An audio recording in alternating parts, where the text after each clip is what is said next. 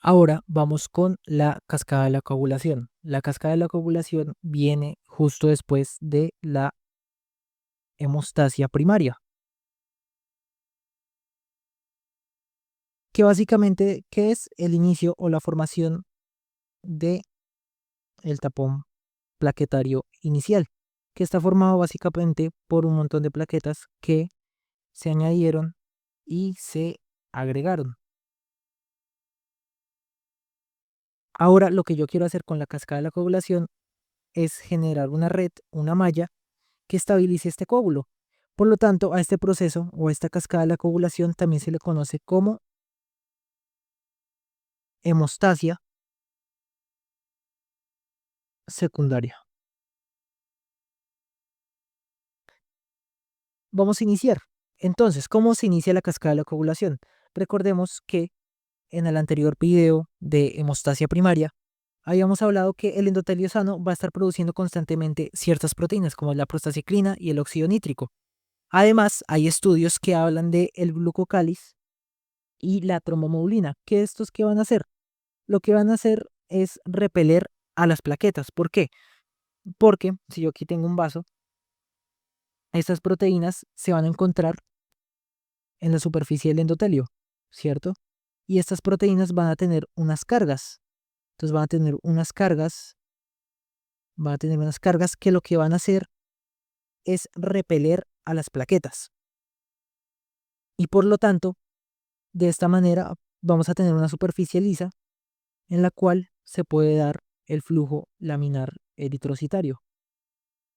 Ahora muy bien, si yo pierdo esto, es decir, si hay una pérdida de trombomodulina, que como su nombre lo dice, regula o modula la formación de trombos, pues voy a perder esta capacidad. Además que va a existir un estado en el cual la secreción de óxido nítrico y prostaciclina disminuyan y le gane la producción de tromboxano A2 y otras proteínas.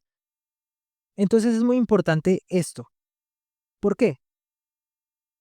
Porque además de todo este proceso en el cual se dejan de producir esas proteínas que favorecen una superficie lisa, también vamos a tener que se va a exponer el colágeno, como habíamos hablado, el cual se le va a unir el factor de von Willebrand y todas las proteínas de las que habíamos hablado en el anterior video. Pero también tenemos otra proteína que a la par va a expresarse, que es el factor tisular, también conocido como factor 3. Pero esto es solo el inicio. Gracias a este factor vamos a iniciar todo lo que es la cascada de coagulación. Pero vamos a ver cómo ocurre toda esta cascada de coagulación a nivel general para ir explicándola paso a paso. Entonces, yo voy a tener dos vías. La primera vía, y algo que quiero con lo que ustedes se queden desde ya, la primera vía va a ser la extrínseca. ¿Por qué? Porque es la que actúa más rápido, es decir, apenas hay una lesión endotelial, apenas hay cualquier tipo de daño, esta vía extrínseca se activa. ¿Y por qué se activa? Por la exposición de la matriz extracelular o esta proteína que es el factor tisular. Y luego de esta vía se va a activar la vía intrínseca. ¿Qué es lo que trata de hacer estas dos vías? Estas dos vías, como pueden ver acá, todo este reguero de números va a tratar de llegar y activar al factor 10. Si yo tengo un factor 10 activado, tengo activada la vía común. Y si yo tengo la vía activada común, voy a poder generar proteínas que produzcan esta malla de fibrina y estabilicen el coágulo. Eso básicamente es el proceso. Vamos a tener diferentes patologías, como lo puede ser la hemofilia A, hemofilia B. Hemofilia A básicamente es una deficiencia del factor 8. La hemofilia B es una deficiencia pues del factor que le sigue, que sería el factor 9. Y vamos a tener enfermedades como en el video anterior habíamos hablado, que es deficiencia del factor de von Willebrand y factor o deficiencia de la vitamina K. La vitamina K va a ayudar en el hígado, sobre todo, a producir diferentes factores de coagulación. Entonces ya vamos a ver cuáles son los factores que dependen de la vitamina K. Pero esto básicamente es el resumen general de la cascada de la coagulación. Entonces vamos a empezar con la vía intrínseca. ¿Cómo inicia esta vía intrínseca? Recordemos, algo muy importante es que esta vía intrínseca ocurre gracias a que yo tenía este endotelio sano y por algún trauma o por algún químico dañé al endotelio. Si se daña el endotelio, se expone el colágeno, se inicia la agregación plaquetaria y además de eso se expone esta proteína que vemos acá. Entonces se empieza a producir, a expresar esta proteína, que es conocida como el factor tisular. Este factor tisular también es conocido como el factor 3 de la cascada de la coagulación. Este factor 3 lo que va a hacer es tratar de unirse al factor 7. Entonces veamos acá que aquí hay un daño, se empieza a producir el factor tisular y este factor tisular lo que va a hacer es unirse al factor 7 activado y entre los dos van a llegar al factor 10, que es lo que queremos todos en la cascada de la coagulación, llegar al factor 10. Entonces es muy fácil aprendérselo. ¿Por qué? Porque solo son dos números, la vía extrínseca es muy fácil y algo muy importante es que es la primera que se inicia, porque es la primera que se asocia ¿a qué? Al daño endotelial. Y si se daña el endotelio, ¿yo qué necesito? Que esta vía se active demasiado rápido. Por eso, la velocidad en la que ocurre esta vía es de 15 segundos, a comparación de la otra vía que se demora mucho más. Entonces, en 15 segundos yo voy a tener una liberación del factor tisular. Este factor tisular o factor 3 se une al 7 y generan o activan o llegan al factor 10. ¿Cómo me lo aprendo fácilmente? 7 más 3, o mejor dicho, 3 más 7 es igual a 10. Esa es la manera más fácil de aprendérselo. Este factor tisular, ¿quién lo va a expresar? Lo van a expresar las células musculares lisas y también los fibroblastos que se encuentran en el debajo del endotelio. Y con eso tenemos este disparo inicial que es la vía extrínseca. Ahora, luego de que yo ya tengo activada esta vía extrínseca, que como pueden ver acá es por el daño, vamos a obtener una vía intrínseca. Entonces, esta vía intrínseca, ¿por qué va a ser activada? Si bien ya habíamos dicho, la extrínseca solo la activa el daño endotelial. Entonces, ¿esta qué la va a activar si no la activa el daño endotelial? Pues lo que genera este daño endotelial. Es decir, un montón de daño.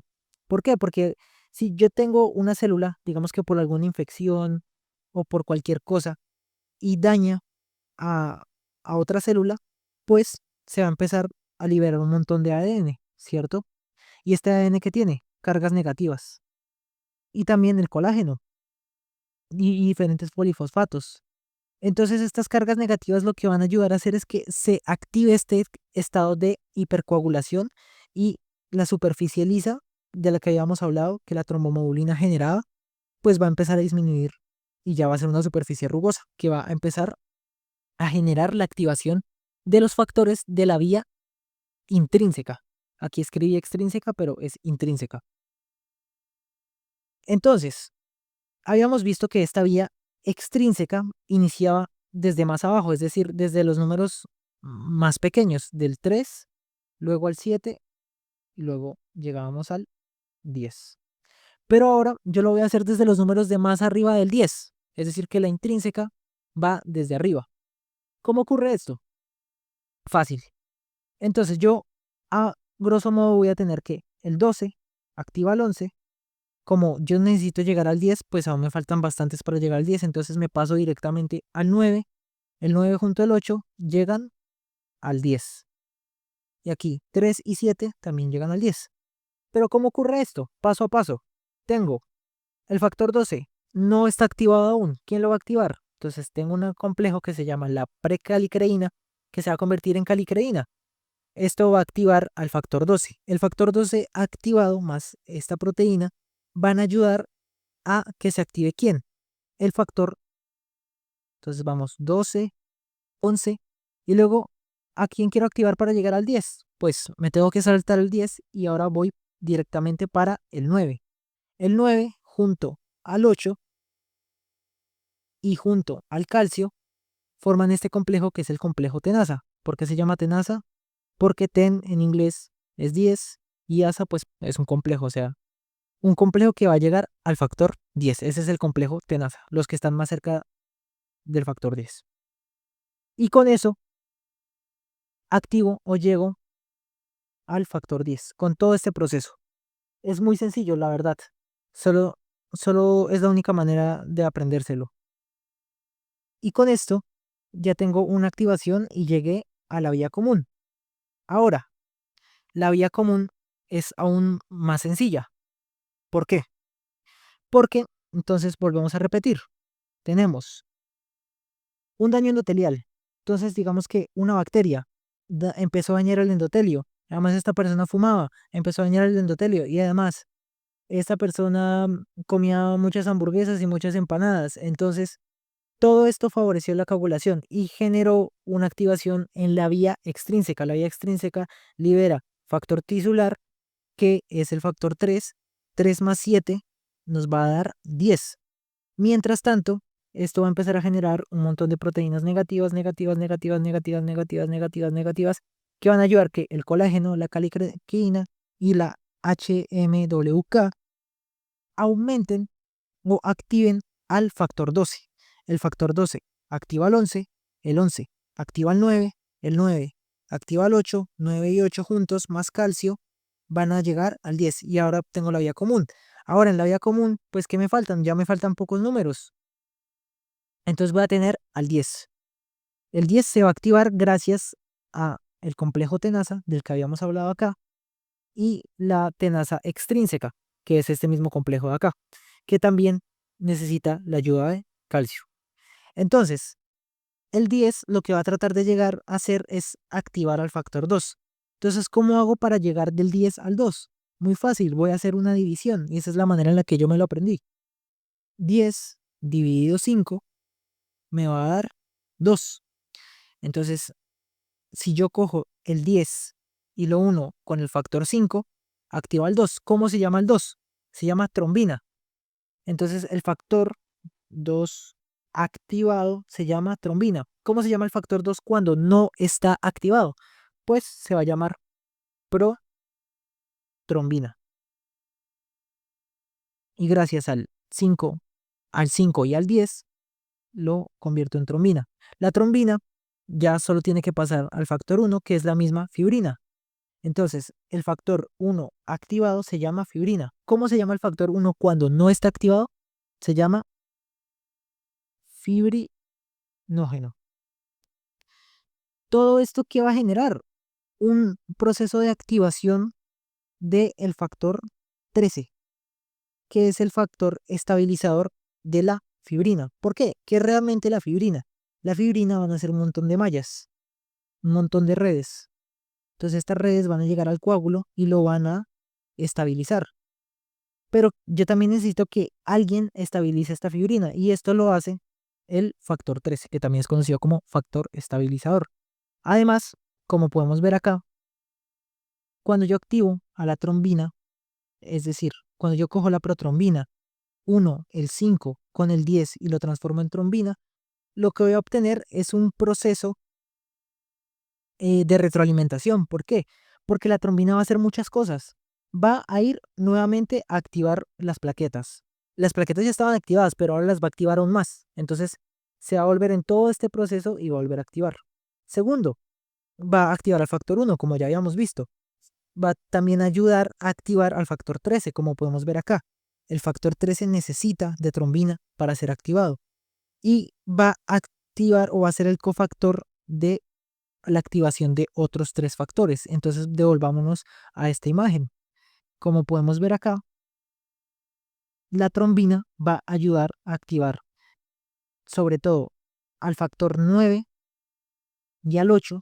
Aquí los vemos junto con la trombina.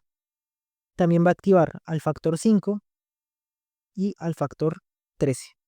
Y con esto tenemos una rotación, ya que la trombina que está acá va a ir hasta acá, luego va hasta acá y va hasta acá, y todo este proceso genera esto, y así sucesivamente es un proceso de retroalimentación que va generando un coágulo aún más estable. De esa manera tenemos cómo se forma la cascada de la coagulación y así pues si tenemos una coagulación, también vamos a tener una anticoagulación. ¿La anticoagulación en qué se basa? En tratar de romper a esta fibrina o esta proteína que es el mismo factor 1, tratar de romperla para no generar un coágulo excesivo. Y esto lo va a hacer con diferentes proteínas, como la proteína S, la proteína C, etc. Entonces vamos allá. ¿Cómo ocurre esto?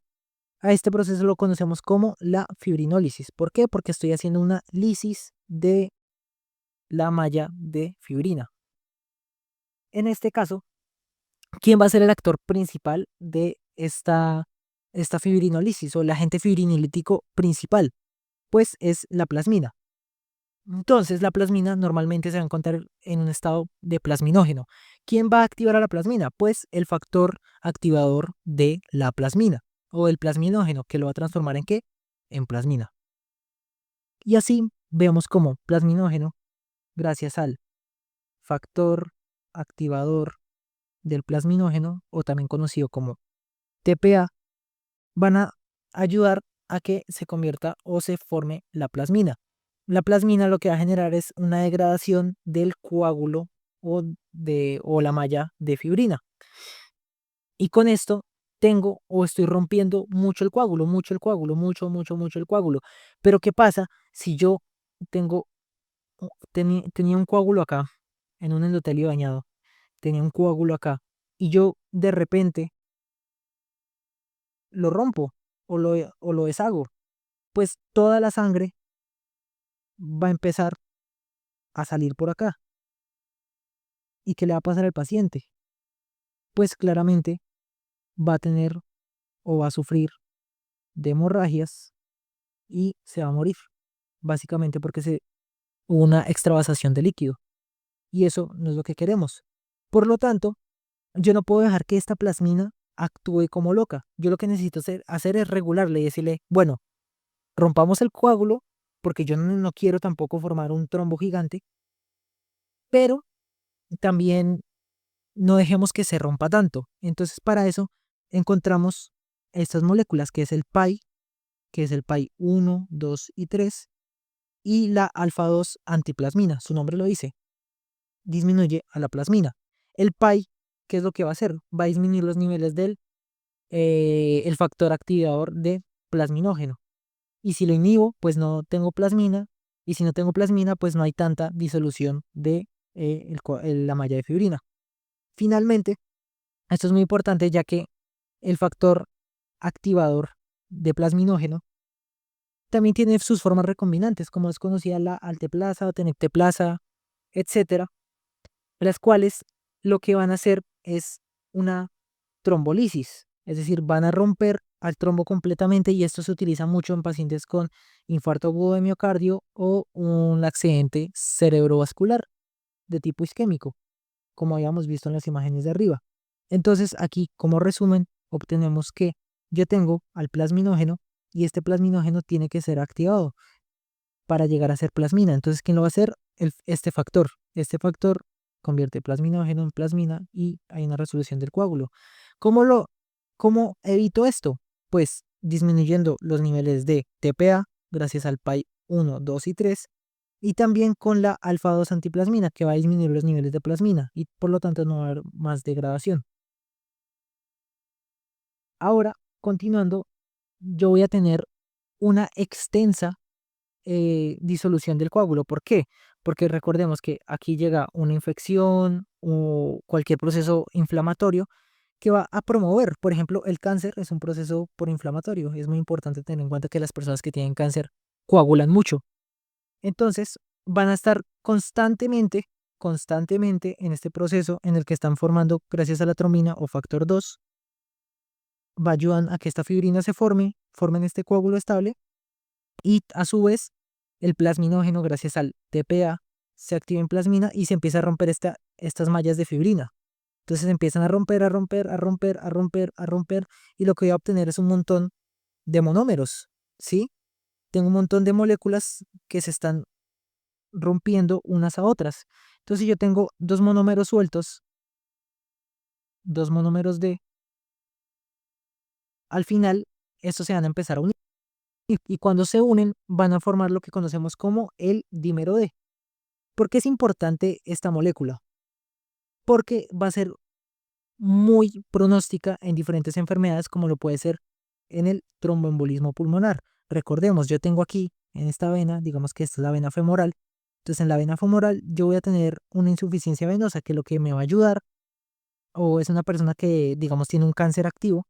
Entonces se formó este coágulo o este trombo. Este trombo viaja a través de la vena femoral, va a llegar a la vena cava. Entonces pasa, llega a aurícula derecha, ventrículo derecho y llega a la circulación pulmonar. En circulación pulmonar tapona esto, y ¿qué va a tratar de hacer? Pues el cuerpo, primero, romper este coágulo por sí solo. ¿Y cómo lo va a hacer? Activando o aumentando los niveles de plasmina. Y la plasmina va a empezar a romper, a romper, a romper y a generar moléculas de este coágulo, que se van a empezar a unir y van a formar el dímero D. Entonces, estas moléculas, estas moléculas se van a elevar, sus valores en sangre se van a elevar bastante. ¿Y esto qué nos está indicando? Que yo tengo un coágulo muy grande que está tratando de ser destruido. No significa que ya haya acabado de por sí el coágulo, sino que este coágulo que está tan grande sigue y sigue tratando de romperse, y sigue y sigue y sigue, y si se sigue elevando más y sigue, pues nos está indicando que hay un proceso en el cual esta persona tiene un coágulo. Entonces, si llega una persona con un dolor torácico y tiene un dímero D elevado, pues yo podría estar pensando en que esta persona tiene un tapón o una coagulación activa a nivel del pulmón. Y esto nos ayuda a diagnosticar o a seguir una herramienta terapéutica para estos casos. Finalmente, pues vamos a tener una regulación de la hemostasia, en la cual pues, vamos a tener la antitrombina 3. Entonces sabemos que la trombina, pues lo que nos ayuda es a coagular. Entonces, si tengo una anti, pues va a inhibir principalmente diferentes factores, como pues su nombre lo dice, la trombina es el mismo factor 2. Entonces, si inhibo el factor 2, voy a inhibir el factor 10, puedo inhibir el factor 9, puedo inhibir también el factor 12, y pues ayuda. Esta es potenciada gracias a una molécula que es la heparina, que también se utiliza mucho, por ejemplo, en casos de esta enfermedad que es el tromboembolismo pulmonar. Tenemos también la trombomodulina, proteína CS. Entonces, esto es muy fácil. ¿Por qué? Esto es algo un poco más mecánico. Yo sé que la trombomodulina me ayuda a mantener una superficie lisa, ¿cierto? Pero ¿qué pasa? Cuando hay coagulación, cuando hay coagulación, llega la trombina o el factor 2. Entonces, el factor 2, ¿qué hace? Inhibe a la trombomodulina. Y si yo inhibo a la trombomodulina, ya no voy a tener una superficie lisa, sino que va a tener una superficie rugosa que va a permitir la coagulación. Entonces, ¿qué pasa? Pues tengo unas proteínas que evitan esto. ¿Y cuáles son? Las proteínas C y la proteína S. Entonces, la proteína C y la proteína S lo que van a hacer es unirse al factor 2 o a la trombina. ¿Y qué hacen con la trombina? La inhiben. Entonces, si yo inhibo la trombina, que a su vez está inhibiendo la trombomodulina, pues lo que realmente estoy haciendo es activando nuevamente a la trombomodulina. Y si yo activo a la trombomodulina, pues voy a obtener nuevamente una superficie lisa. Y ese es el complejo proteína CS que ayuda a disminuir los niveles de trombina. También vamos a tener inhibidor del factor tisular. Y finalmente, también vamos a hablar de los tiempos de coagulación. Esto es algo más clínico que ustedes utilizan más, sobre todo en cualquier laboratorio, y es que yo voy a tener dos tiempos para medir los tiempos de coagulación de una persona. Digamos que para monitorizarla, digamos, yo le estoy dando un anticoagulante, entonces quiero saber qué tan rápido se está formando este coágulo. O sea, qué tan rápido está actuando, por ejemplo, la vía extrínseca. Entonces, si la vía extrínseca que yo les dije se activa en 15 segundos y yo le hago el tiempo de coagulación a esta persona y me da 15 segundos, yo digo, sí, esta persona está bien. Pero si en vez de 15 segundos ahora se demora 70, se demora 80, 2 minutos, 3 minutos, yo digo, esta persona tiene un problema de la coagulación o yo le estoy dando mucho anticoagulante. Entonces, gracias a eso se utilizaron estas medidas, que son las medidas para medir la vía extrínseca y la vía intrínseca. Para medir la vía extrínseca, es decir, la del factor 3 más el factor 7, pues yo voy a utilizar, perdón, aquí está, yo voy a utilizar básicamente el tiempo de protrombina o el PT. ¿Listo? Que entonces tengo factor 3, factor 7 y aquí lo tengo. Y para evaluar la vía extrínseca voy a utilizar el tiempo parcial de tromboplastina activada. Y con esto yo mido la vía ¿cuál? Intrínseca. Finalmente,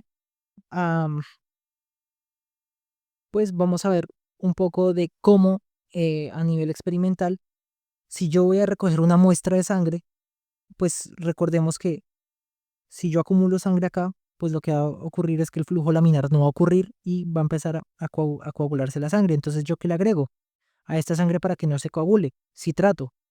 El citrato es conocido por ser un quelante del calcio.